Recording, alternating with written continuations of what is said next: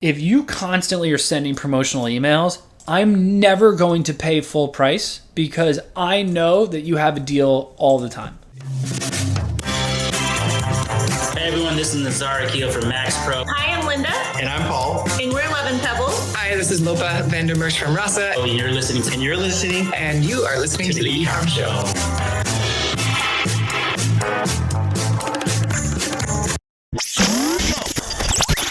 Welcome to the E-Comm Show, presented by BlueTuskr, the #1 place to hear the inside scoop from other e-commerce experts, where they share their secrets on how they scaled their business and are now living the dream.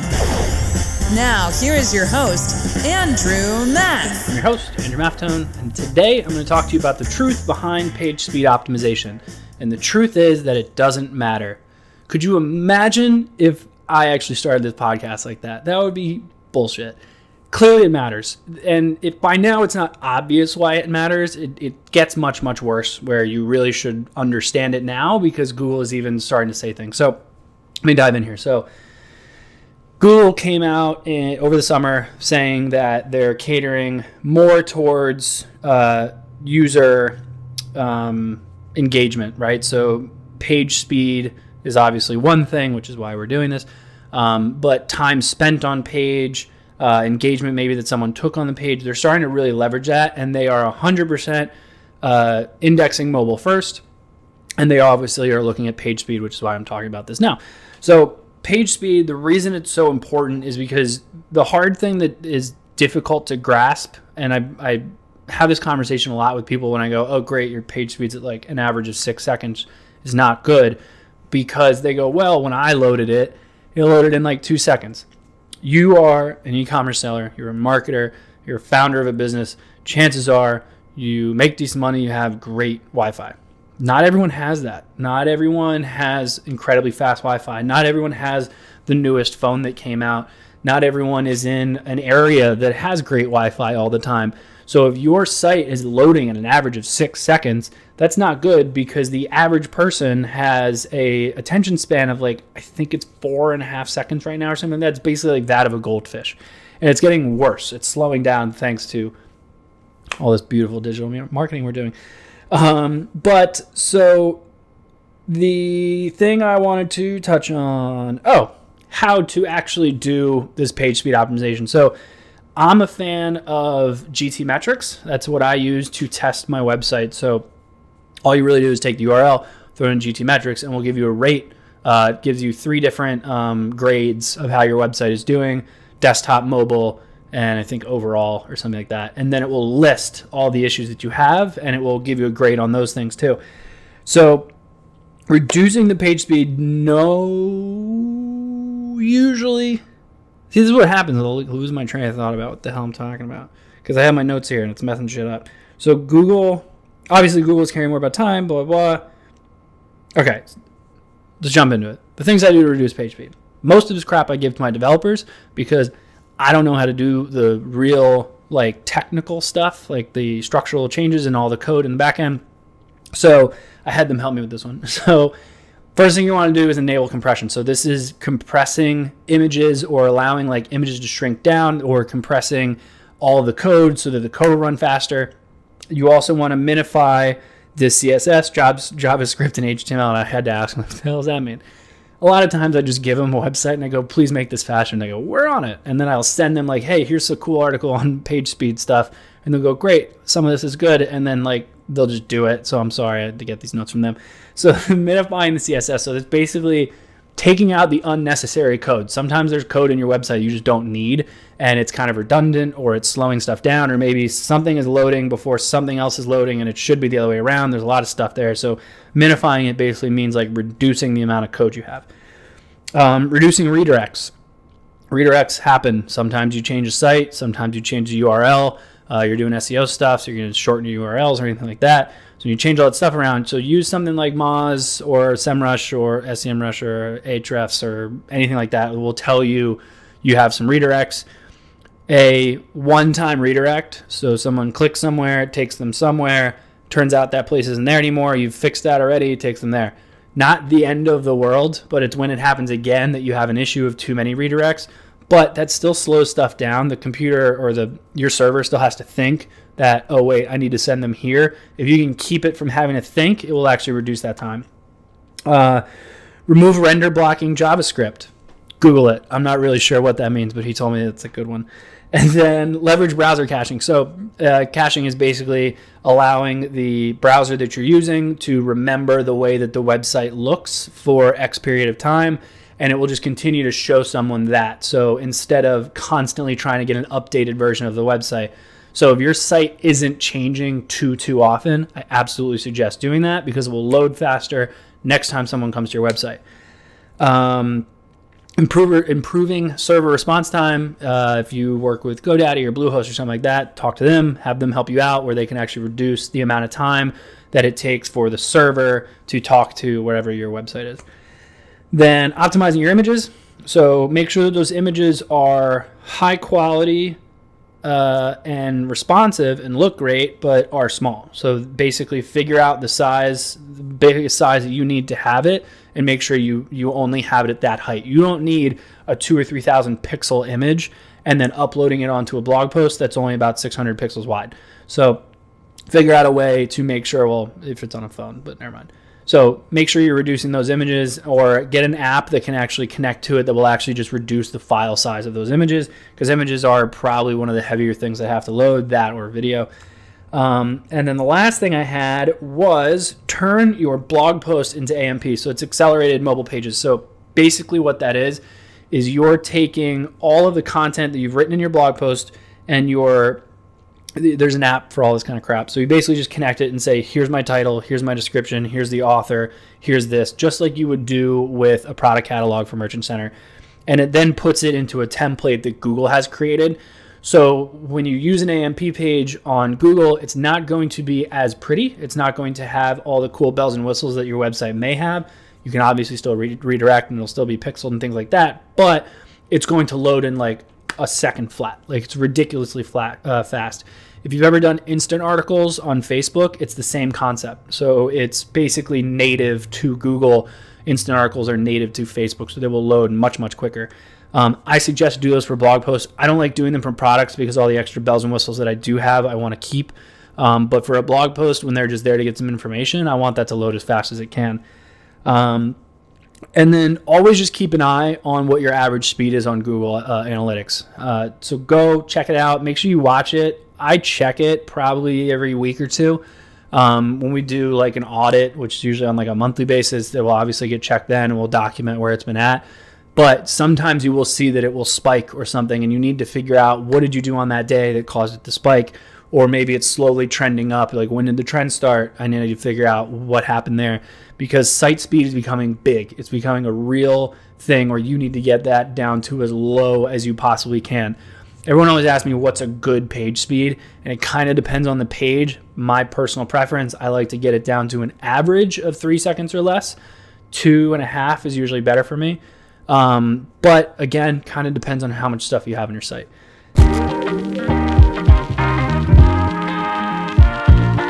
going to talk to you a little bit about how I do my user interface, user experience testing for free, basically. So a lot of companies don't want to spend the money to get 30, 40 people into a room and feed them lunch and pay them for their time and have them use their website and do a ton of market research just on a new website. What I prefer to do is leverage the people that are around me. So here's the first thing we do. So if we create a website in-house, I'm actually going to leverage people who weren't on the project. So if you've never seen this website before and you're in our office and you're not even really sure what so-and-so is working on, you're perfect. So I want you to come in, and I'm going to go, here is what this website offers. So I'm going to pretend that you saw an ad and you kind of know already what it offers. Here's what I want you to find. Here's what I want you to add to your cart. Here's where I want you to check out. And then I'll set up a screen recording. So I'll typically do like Loom or something like that. I'll step back. Me and someone else will watch them use it, and we'll take notes on what they're doing if there's something that stood out to us. So this is someone who has some experience, obviously, in marketing or obviously in e-commerce. So they're going to be a little bit quicker, but they're going to find the obvious stuff, like the stuff where you go, crap, why didn't we even think of that? So they're going to kind of help you hammer out the garbage in the beginning. Back to the drawing board and clean the site up. Then take it out of the office. So if you're a seller, you're doing your own site at home or you're doing your own in the office or something like that, take it out of the office. Take it to friends, take it to family, someone who doesn't have knowledge in the industry, and ask them the same thing. Maybe change up the product that they're looking for, something like that, but then have them go and do it. And you're going to want to take notes. You're going to want to know what they're doing. But this is free market research. This is friends and family. Maybe the most money you'll spend is enough to buy them lunch or give them a gift card or something like that. There's a seller I know who pulls someone out of his warehouse once a month to do this, where even after he's not changing anything on his website, he's still just trying to get extra information into what is someone doing. There are paid ways. You can do heat maps. You can do things like today's featured tool, which is Optimizely. And you can obviously set up a heat map, or you can actually record and see how some people are actually using your website, or what the average person is, or how many clicks a certain button is getting, or anything like that. And you can A/B test, and it's a whole other story. That's a paid side. The free side is leveraging the people around you. You have to think of the things that you have available to you and how you can leverage it. And if you have anyone around you that you can even just offer to just buy them lunch, if they can sit there and go and use the website and then take notes on what it is they're doing, then you always want to make sure that you are recording what they're doing, because you might not be able to catch everything that they're doing. You're also going to want someone else to look at it and take notes on what might be happening, and then you can go back and look at it. And usually what I prefer to do is to keep all that in a file, and I can actually go through the different phases of so-and-so did this and then went here, but so-and-so did this and then went here, and I can kind of compare and contrast. So I always suggest recording it and keeping as much information as you can. My favorite thing to do is, after I've done it in the office, I leverage my spouse. I have my wife come in and I'll offer her a glass of wine and go, hey, here, sit down and buy some stuff on this site. And then I will watch how she does it, and I'm going to make sure that she's going where I intended her to go, or maybe she's struggling, or maybe there's a button she thought was a button that's not a button, or there's a ton of different issues that can go on there. These work best for new site launches. If you just clean up one page, it can be a little bit difficult to get someone to do this. That type of thing might be better with a heat map or something through Optimizely, or however you want to do that. But if you're doing a new site, or even a new brand, a new rebranding, or just kind of an overall revamp of things, this is when I would suggest to leverage the people that are around you to actually test everything out for you.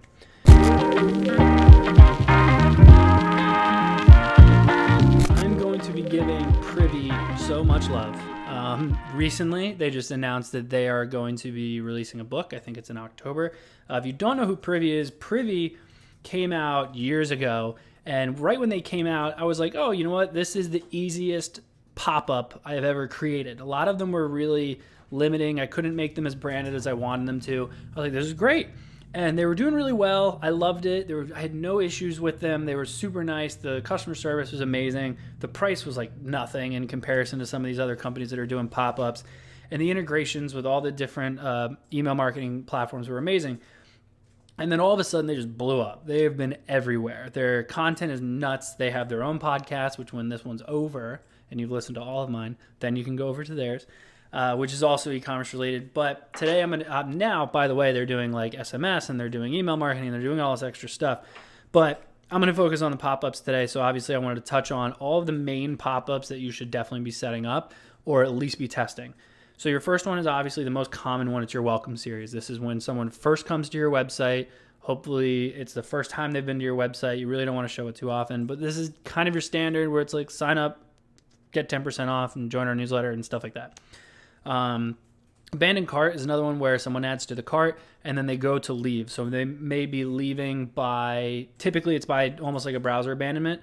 So, or kind of like an exit intent, which I'll touch on, but they're in the cart and they go to leave, and you can actually have an immediate pop-up show up right before they leave that can maybe offer them a discount, or maybe just ask them to reconsider, or something along those lines. You could even just show them a list of questions that they may be thinking about. Exit intent, which is the one I previously just mentioned, but decided to go into abandoned cart, is the same concept, but for someone who's not in the cart. So someone who's on your website who goes to exit out of the browser, this will trigger and essentially ask them to stay on the site. A lot of times we'll use a really small discount here to try to keep them going, but it kind of depends on your branding. Discounts aren't great for everyone.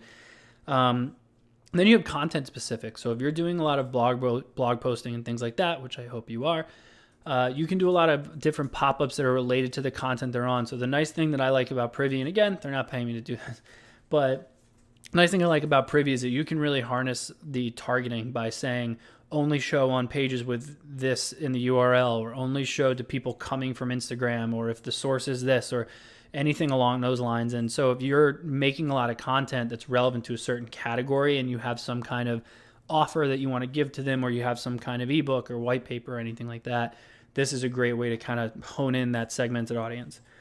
User specific. So if someone is coming specifically from Instagram, like I just mentioned, or if they're coming specifically from, let's say you did an ad campaign on Forbes and you had them click over. Well, if the source is from Forbes, you can have a certain pop-up show up for them, and you can say, well, you just saw us in Forbes, so that means you're interested in this. They'll have to click here or something like that. So think about where they're coming from, and you can actually change your copy and your creative based on that. And then last but not least is for campaigns. So obviously, if you're doing a holiday campaign with Black Friday coming up, and you're doing something very similar, you can change all the branding, you can change all your pop-ups so that every pop-up that does show up is similar to your campaign, and that will keep your branding going. Those are all the ones I wanted to mention. Quick little bonus there is I would tweak them all to be one for mobile and one for desktop and duplicate them, because mobile doesn't like it when it shows up and it takes up the entire screen. Common sense, but hey, what are you going to do? I'm going to talk to you about Google's new file format, WebP. Now, here's the thing. When you hear file format, you must think, wow, this episode's going to be great and it's super fun. Hear me out. It's not as boring as it sounds. So I subscribe to software called Exploding Topics. It's really cool.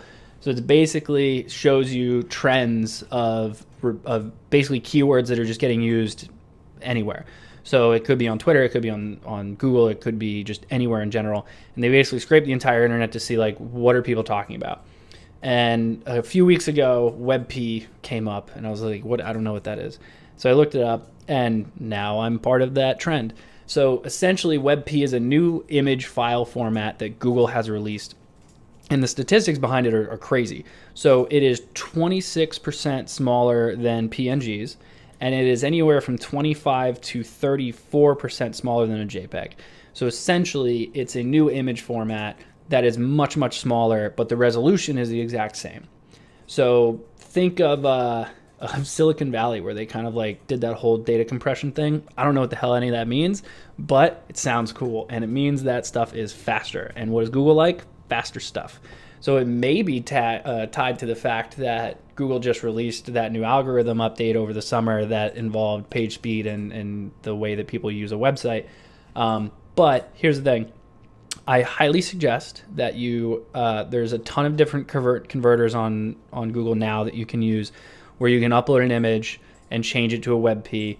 I don't think there's a Shopify app yet. I'm not going to be the one to create it, but if someone out there can create it, that will just bulk change all of your imagery. But if you can speed up your site to that extent by reducing the file size of your images, you're going to see a big increase in page speed. So we've started to do this with bigger images that we're uploading on websites, and we're currently doing it for new images that go onto a website. We haven't gotten into going back and starting to do past images. But I highly suggest, going forward, change all of your imagery from a JPEG or from a PNG. If you're going to upload it onto a website, make it a WebP. It will upload and it will load significantly faster, and you'll start to see that page speed dropping real fast. Thank you for tuning in to the E-Comm Show. Head over to ecommshow.com to subscribe on your favorite podcast platform or on the BlueTuskr YouTube channel. The E-Comm Show is brought to you by BlueTuskr, a full-service digital marketing company specifically for e-commerce sellers looking to accelerate their growth.